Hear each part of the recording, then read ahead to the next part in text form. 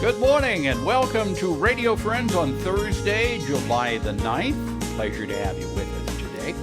I've got my friend Rob Crouse with us from Capital City Productions. And Rob Crouse is here because he wants to tell you about Something Rotten. Now that's the name of the show, right? Something Rotten. It is, and it's not rotten. No, it's a funny show. It's one of the funniest shows, Broadway musicals you'll ever see, and we're doing the Missouri premiere of the show.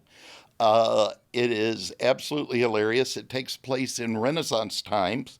It's about two brothers, the Bottom brothers, that write plays, but all the plays are flops. And Shakespeare is like a rock star, and they are so jealous of Shakespeare they can't stand themselves.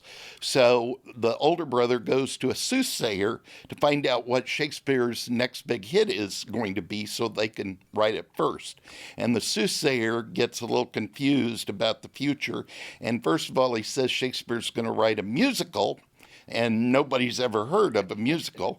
And then when he tries to find the name of it, he says it's going to be called Omelette instead of Hamlet. So the Bottom brothers end up writing a new musical with dancing eggs and omelets and all of that. I mean, it is. And this is set back in the 1500s, right? Yes. Okay. You would think, but Will Shakespeare is treated like a rock star. It's like when he comes on, it's like a rock concert. And they have this wonderful number called Willpower. Now, and this is opening tonight. It is opening tonight, and we are so excited about the opening. And I've got a great cast. Alex Armstrong, a favorite who plays Will Shakespeare, will be going off to school, so this will be his last performance for us as a high school student, and Troy Ludwig and Tyler McCutcheon from here in Columbia are stars, and Katie Farr, another favorite, and Emma Tracy. So I've got a great cast. Now, here's the question I have for you, Rob. How are you social distancing with the audience? Well, we have, because we're at tables, the tables, and we have a huge new theater, the tables are 6 feet apart. Everybody involved in the theater is wearing masks. Everything has been changed to hands-free, like soap, paper towel dispensers, sanitizers.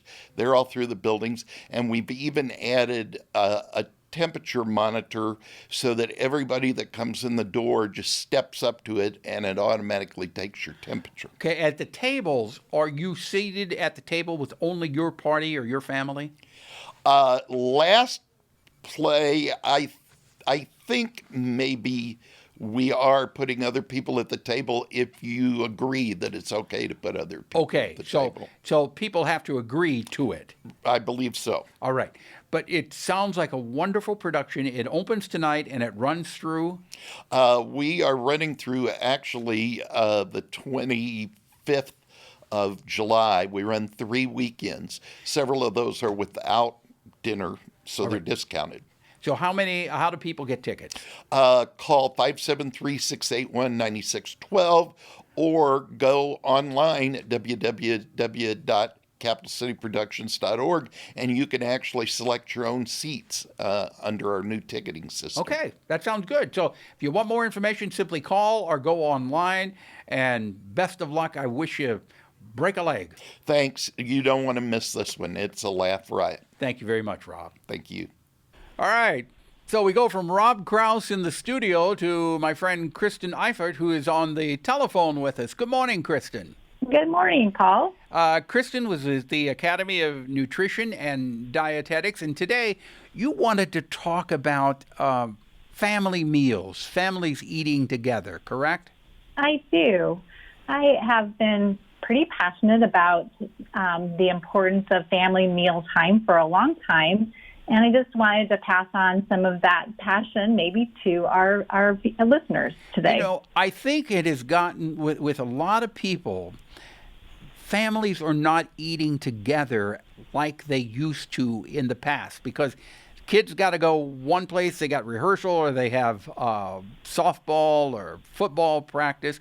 But I remember when I was growing up, we all sat down to the dinner table together, my mom, my sister, and my father. And we didn't eat till my father came home from work. Is that what you would like to see happen again? I would. And I think sometimes we need to, think a little bit outside the box. It might not be dinner time. It might be, breakfast. It might be even just, a snack time when children come home from school, assuming that they are going to school next fall. But just having routine in our kids' lives is very important. And then what happens around the time of sitting together is really important. Research says it's, so important for not just our physical well-being, but our emotional well-being as well. So, research shows kids have better academic performance, better self-esteem. They're able to handle resilience. They're more resilient, bounce back better. And then, we look at even risk of substance abuse, teen pregnancy, depression, eating disorders, all are declined with family meal time. So a lot of research out there. And I would actually like to highlight, too, there is a project called the Family Dinner Project. Uh-huh. If people want to look at a great resource and it's not coming just from the nutritional perspective, but just, all well-rounded perspective, at familydinnerproject.org. And they have some great tips in terms of just conversation starters, how to, just ideas for recipes. Not all of them are, 100% perfect nutritional recipes, but they really are really good recipes. So it's the Family Dinner Project that you're talking about. I am. We're looking at that right now on the internet, and it does have some recipes. I see flank steak. Also, things that you learned about the family dinner with a toddler. So there's a lot of good information there, and it gives people an opportunity to be together as a family and share how the day went, each and every one of them. Right. And, I think sometimes we think about having everything perfect for meal times, so I can't do it like, leave it to Beaver. Right. And so we don't try. But, just starting with small steps by just, figuring out a day that you could meet with your family. Thank you. Not worrying about the food that you're serving at this point, but just that being you're together. starting a habit together. All right, Kristen. We're out of time, Kristen, but I thank you. I thank you so much for sharing that information, and look it up on the internet, okay? Have yourself a good day. Paul. Okay. Bye. Bye-bye.